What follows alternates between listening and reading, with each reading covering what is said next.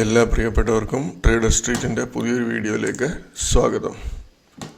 നമ്മൾ വെള്ളിയാഴ്ചത്തെ ട്രേഡിങ്ങിന് വേണ്ടി നമ്മൾ സെലക്ട് ചെയ്ത് വെച്ചിരുന്ന ഷെയറുകളാണ് സ്ക്രീനിൽ കാണുന്നത്. അതിൽ 2 ഷെയർ ആവറേജ് വന്നിട്ട് ഇറങ്ങുവാണെങ്കിൽ നമുക്ക് ചാൻസ് എടുക്കാൻ പറ്റുമായിരുന്നു. ഒന്ന് വടിലാൽ ഇൻഡസ്ട്രീസ്, 2 LG എക്വിപ്മെൻ്റ് എന്ന് പറയുന്ന ഷെയർ. ഇതിൽ വടിലാൽ ഇൻഡസ്ട്രീസ് എന്ന് പറയുന്ന ഷെയർ ഈ റേഞ്ച് വന്നിട്ടില്ല. LG എക്വിപ്മെൻ്റ് എന്ന് പറയുന്ന ഷെയർ 86 ആണ് ഇതിൻ്റെ ആവറേജ്. 86, 87, 85 സംതിങ് വരെ വന്നിട്ട് ഇത് താഴെ പോയി.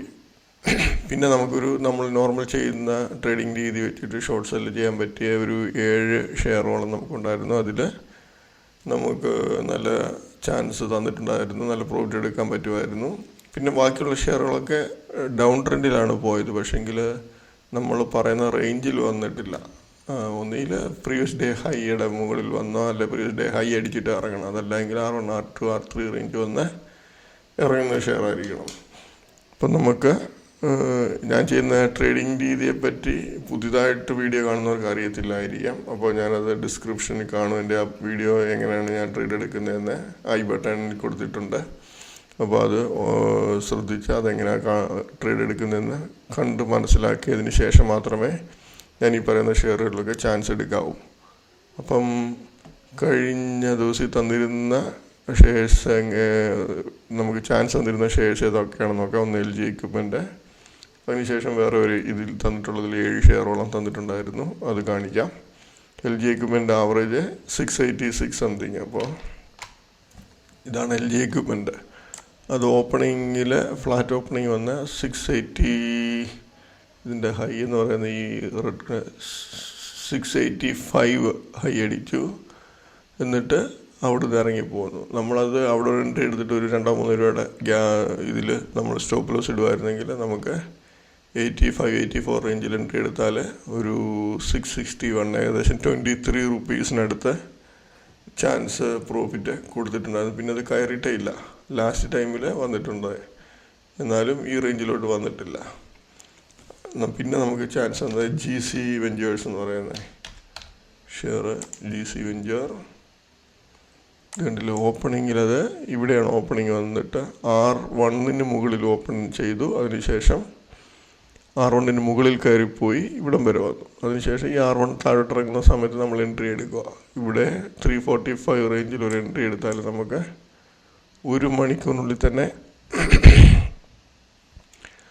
302, 303 റേഞ്ചിലോട്ട് വരുന്നുണ്ട്. നമ്മൾ 345 റേഞ്ചിലെടുത്താൽ നമുക്ക് 42 റുപ്പീസ് ഒരു 1 മണിക്കൂറിനുള്ളിൽ തന്നെ കിട്ടുന്നുണ്ട്. നല്ല സൂപ്പർ പ്രോഫിറ്റ് കൊടുക്കുന്നുണ്ട്. അതിനുശേഷം NRL എന്ന് പറയുന്ന ഷെയർ ഓപ്പണിങ് R1 അടുത്ത് ഓപ്പൺ ചെയ്തു, R2 പോയില്ല. തിരിച്ചു വന്നിട്ട് എന്തോ ചെയ്തു, R1 താഴെ വന്നു. R1 താഴെ വരുമ്പോൾ നമുക്ക് എൻട്രി എടുക്കാം. 44 റേഞ്ചിൽ എൻട്രി എടുത്താൽ നോക്കിയേ, നമ്മൾ സ്റ്റോപ്പ് ലോസ് ഇടുന്നത് 48.90 ആ റേഞ്ചിലോട്ട്. നമ്മൾ എൻട്രി എടുക്കുന്നത് 44 സംതിങ്ങിൽ.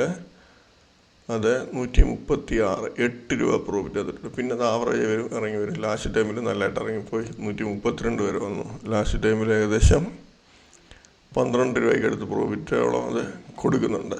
അതിന് ശേഷം നമുക്ക് ചാൻസ് തന്നൊരു ഷെയർ, ചാൻസ് തന്നെല്ലാം നല്ല പ്രോഫിറ്റാണ് കൊടുത്തിട്ടുള്ളത്. അസാൽ എന്ന് പറയുന്ന ഷെയർ ഓപ്പണിങ് പ്രീവിയസ് ഡേ ഹൈയുടെ അടുത്ത് ഓപ്പണിങ് ചെയ്ത് നേരെ മുകളിലോട്ട് കയറിപ്പോയി.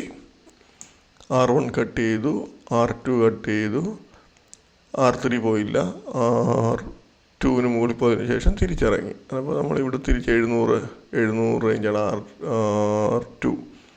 ഈ R2 ഇവിടെ എൻട്രി എടുക്കുക. നമ്മൾ എന്നിട്ട് 720. പക്ഷേ ഇത് ഇച്ചിരി സ്റ്റോപ്പ് ലോസ് ഇച്ചിരി ഹൈ ആണ്. പക്ഷേ ഇത്രയും വലിയ ഷെയർ അത് അത്രയും സ്റ്റോപ്പ് ലോസ് വെക്കണം നമ്മൾ. എന്നെങ്കിൽ നമുക്ക് ഹൈയുടെ മുകളിൽ വെച്ചെങ്കിലേ നമുക്ക് അധികം പേടിക്കാതിരിക്കാൻ പറ്റത്തുള്ളൂ. നമ്മളിവിടെ ഒരു 700 ഒരു എൻട്രി എടുത്താൽ നമുക്ക് നോക്കിയേ 634 രൂപയ്ക്കടുത്ത് പ്രോഫിറ്റ്. 634 എന്ന് പറയുമ്പോൾ 700 634 എന്ന് പറയുമ്പോൾ ഏകദേശം 66 രൂപ പ്രോഫിറ്റ് കാണിക്കുന്നുണ്ട്. അതിനുശേഷം പിന്നെ ആവറേജ് വരും, താഴെ ഇറങ്ങിപ്പോൾ അങ്ങനത്തെ ട്രേഡിങ്ങേ ഉള്ളായിരുന്നു. അപ്പോൾ അസാലിന് ശേഷം നമുക്ക് ചാൻസ് NIACL എന്ന് പറയുന്ന ഷെയർ.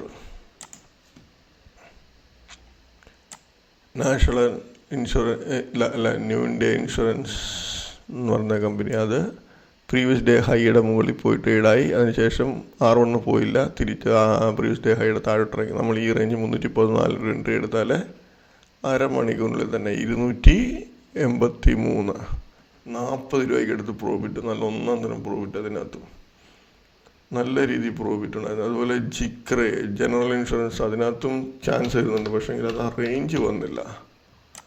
ജിക്രേ എന്ന് പറയുന്ന ഷെയർ കണ്ടില്ലേ, അതാ നമ്മൾ പറയുന്ന പോലെ ആ റേഞ്ചിലോട്ട് വന്നില്ല. പ്രീവിയസ് ഡേ ഹൈയും വന്നില്ല, R1 വന്നില്ല. ഇടയ്ക്ക് ജസ്റ്റ് ഒരു ഹൈ തലേ ദിവസത്തെ ക്ലോസിങ്ങിൻ്റെ മുകളിൽ ഓപ്പണായി താഴോട്ട് വരുമായിരുന്നു. പക്ഷേ ഇതിനകത്തൊക്കെ ഈ റിസ്ക് എടുക്കുന്നവർക്ക് നല്ല പ്രോഫിറ്റാണ്. അതിനുശേഷം നമുക്ക് ചാൻസ് വന്നത് ഗോൾഡിയം എന്ന് പറയുന്ന ഷെയർ.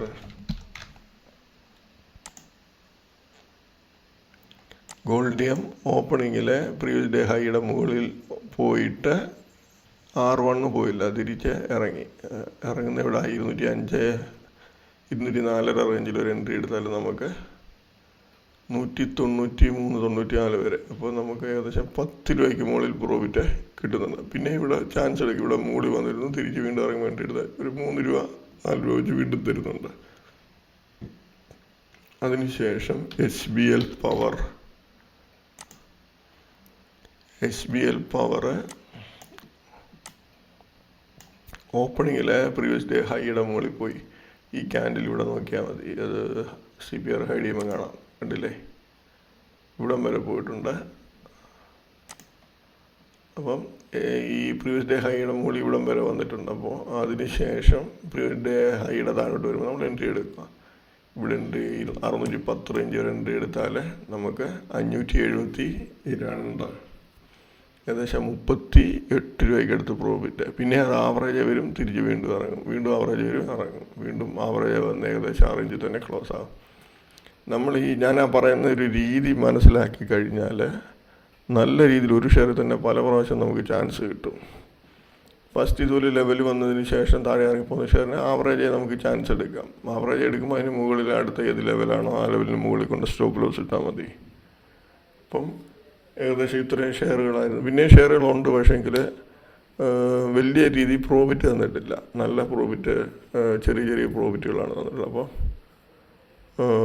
ഇത്രയുമായിരുന്നു ഫ്രൈഡേയിൽ നമുക്ക് ചാൻസ് തന്നിട്ടുള്ള ഷെയറുകൾ. ഇനി നമുക്ക് മൺഡേയിൽ ഏതൊക്കെ ഷെയറാണ് ചാൻസ് തരാൻ സാധ്യതയുള്ളതെന്നുള്ളത് നോക്കാം. മൺഡേയിലെ ട്രേഡിങ്ങിന് വേണ്ടി ഞാൻ 16 ഷെയറാണ് എടുത്ത് വെച്ചേക്കുന്നത്. ഈ അസാൽ എന്ന് പറയുന്ന ഷെയറും പ്രിസം ജോൺസൺ എന്ന് പറയുന്ന ഷെയറും ആവറേജ് വന്നിട്ട് താഴെ വരുവാണെങ്കിൽ നമുക്ക് ഈ ആവറേജിന് താഴെ വരുമ്പോൾ എൻട്രി എടുക്കാം. ഇപ്പോൾ 190.84 192.93 വരെ വന്നിട്ട് തിരിച്ച് ഈ 190.84 കട്ട് ചെയ്ത് താഴോട്ട് ഇറങ്ങാൻ തുടങ്ങുമ്പോൾ എൻട്രി എടുക്കുക. സെയിം അതുപോലെ അസാലും ഇതുപോലെ തന്നെ 670 680 ഒക്കെ പോയിട്ട് ഇതെടുക്കാൻ കാരണം ഇത് പ്രീവിയസ് ഡേ ഹൈ അടിക്കുന്നില്ല, R1 R2 അടിക്കുന്നില്ല. അപ്പം നമുക്ക് ഈ ഒരു ചാൻസാണ് അടുത്തതുള്ളത്. അതുകൊണ്ടാണ് അങ്ങനെ പ്രീവിയസ് ഡേ ആവറേജ് പറയുന്നത്.